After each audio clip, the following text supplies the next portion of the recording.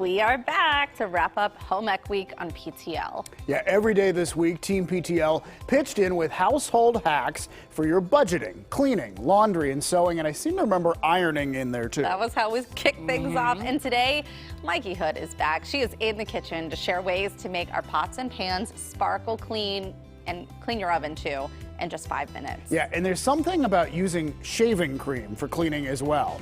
So we want to ask Mikey, what's that all about, Mikey? Shaving cream, really? Shaving cream. I'll show that to you in a bit here, David. I have all sorts of things to show you. And I took a poll on Facebook because I didn't know where to start in terms of cleaning the kitchen. And people made some really good recommendations. And I'll share the #1 answer at the end of the segment. But the #2 answer, primarily women, said the thing that would help them in the kitchen is if they could keep their husbands out of the kitchen. They feel like that would keep the kitchen a lot cleaner. But since I can't solve that, let's start with the cleaning here. So people wanted to know about the stove tops and the burners and keeping like the soot away from there and keeping it clean. So you just need 2 simple ingredients: hydrogen peroxide. So you just spray a little bit here. This is going to be like rapid fire cleaning today. And a little bit of baking soda. And you just take your sponge and you just scrub it down. And the baking soda dissolves all of the gunk and the grime.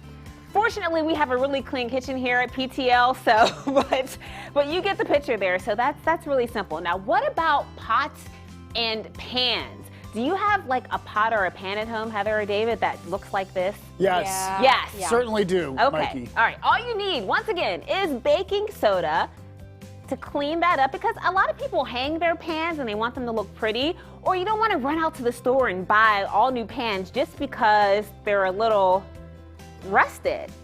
And there's like a reaction that takes place. This reminds me of like making the volcanoes. Yeah. Right? Now, is this hydrogen peroxide again that you're using with the baking soda? That is vinegar. Oh, it's vinegar. Okay. Add a little bit of more baking soda there, and just to make sure we get that reaction. And you let that sit for a while, but you can just take a, what do you call this thing here? A sponge? A sponge. That's okay. I couldn't say superstar before. Don't worry. But it's the hard one. Not a loofah.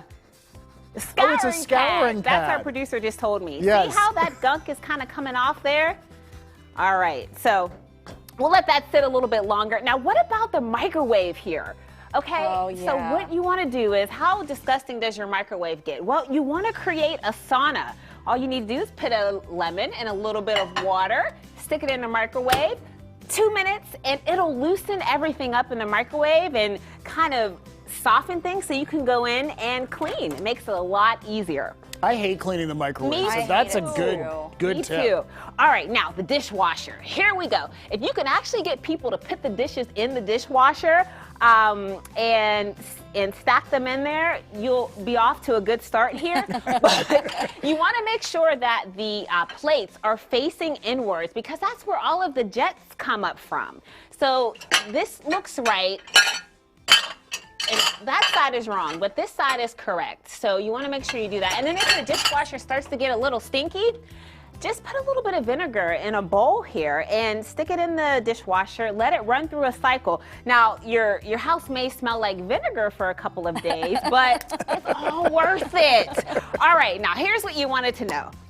Here's the shaving cream to really polish off your cast iron faucets here, and also you could use it for the sink. Like if you have a stainless steel sink, not cast iron, stainless steel, and you just want to spray that there, spray that on the thing, and then you can just wipe it down, and this will really keep the hard water stains away. Now, I probably sprayed a little bit too much there, but you get the picture. It's television. That's okay. Television. All you go right. over the top a little bit. All right, and then the last thing that people wanted to know was about cleaning the stove. This was a big deal. So all you need is a little bit of baking soda, water, and vinegar, and you just want to dab that on the soot and the grime that gets in your stove, Heather and David. I mean, I know, Heather, you're always baking, so. I know. Yeah, and you just want to put the remaining solution in the oven, bake it at 100 degrees, and then by the time you take it out, it'll be like you'll be able to clean it a lot better. Oh, that's yeah, so it'll good to just, hear. the soot will just melt away. So